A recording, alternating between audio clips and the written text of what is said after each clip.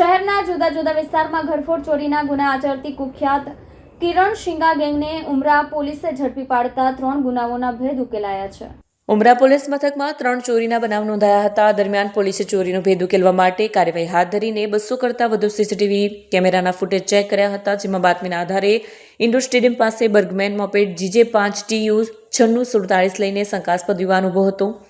રીઢા સની ઉર્ફે ઢેલા સુરેન્દ્ર સાહન અને ટ્વિંકલ જગમોહન શર્મા અને 2 બાળ કિશોરોને પકડીને પૂછપરછ કરતા સિટી લાઇટમાં ભંગારના વેપારી રાહુલ શર્માની દુકાનને નિશાન બનાવીને રોકડ અને પીટરનો ભંગાર એમ કુલ 12,000 અને પીપલોદ પોલીસ લાઇન પાસેના ન્યૂ લક્ષ્મી ટ્રેડર્સના પવન લુહારની દુકાનનું શટર તોડીને રોકડ અને પરફ્યુમ એમ કુલ ₹5500ની ચોરી કરી હોવાની કબૂલાત કરી હતી।